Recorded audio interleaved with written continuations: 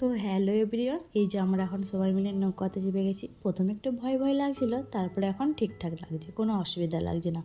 খানিকটা আসার পর একটা আলাদা ফিলিংস হচ্ছে। চারদিকে গোটা চারদিকে জল, আর আমরা মাঝখানটা দিয়ে যাচ্ছি। চারদিকে শুধু জলে থই থই থই থই করছি, এক আলাদা রকম অনুভূতি।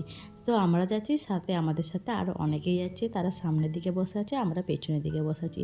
তারা সামনের দিকে বসে আছে, প্রচুর পরিমাণে ছটফট ছটফট করছিল। নৌকার লোকগুলো বারণ করছে, তোমরা এত লড়ো না, কারণ মাঝে মধ্যে ঢেউটা এতভাবে উঠে যাচ্ছিলো, ফলে নৌকা পাশ থেকে জল নৌকার ভিতরে ঢুকে যাচ্ছিলো।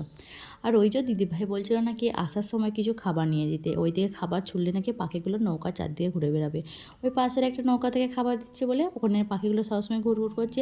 আমরা যেহেতু বিস্কুট নিয়ে বেরিয়েছিলাম, তার জন্য বিস্কুট দিচ্ছিলাম, কই আসেনি। তারপরে আমরা ভাবলাম যে ওখানে মন্দিরে পৌঁছানোর পর ওখানে যদি কোনো দোকান থাকে, সেই দোকান থেকে খাবার নিয়ে নেবো। সেই মতন আমরা খাবারও কিনেছিলাম। আর খানিকক্ষণ যাওয়ার পর আমাদের একটু ভয় ভয় লাগছিলো বলে আমরা সেফটি জ্যাকেটও সবাই মিলে পরে নিয়েছিলাম। বিশেষ করে আমরা পরেছিলাম, ওরা কেউ পরে না। সেফটি জ্যাকেট পরার পর যেহেতু আমাদেরকে 1 ঘন্টা নৌকাতে থাকতে হয়েছিল, সেহেতু আমরা অনেকক্ষণ গল্প করে তারপরে যাচ্ছি। আর চারদিক দিয়ে শুধু দেখছি জলে থই থই থই থই করছি। তারপরে খানিকক্ষণ বাদে আমরা মন্দিরেতে যেয়ে পৌঁছলাম। তোমাদেরকে দেখালাম, দেখো মন্দিরটা।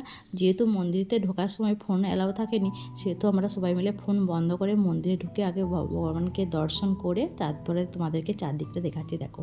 আর ওখানে একটা জিনিস নোটিস করলাম, ওখানে একজনদের নৌকার নতুন কিনেছে, তারা পুজো দিতে এসেছিলো, দিয়ে সেখানে পুজো দিয়ে এখান থেকে নৌকাটার উদ্বোধন করলো। সেটাও আমরা দাঁড়িয়ে দেখলাম। আর চারদিকটা ঘুরে দেখেছি, অনেকে মানত করে এখানে তাগাও বেঁধে যায়, যাতে মানসকামনা মনের যে কামনাটা আছে সেটা পূর্ণ হয়। আর ওই তারপরে আঙ্কেল বললো, এসো তোমাকে একটা জিনিস দেখায়। আঙ্কেল এসে দেখাচ্ছে, দেখো, বলছে দেখো এখানে একটি পাথর সবসময় ভেসে থাকে, ও জলের নিচে একদম যায় না। এটা একটা অদ্ভুত এখানকার আলাদা সৃষ্টি করছে, যেখানে সবসময় পাথরটা এরকম বেশি থাকে। সেটাই আঙ্কেল আমাদেরকে ঘুরিয়ে দেখাচ্ছিল।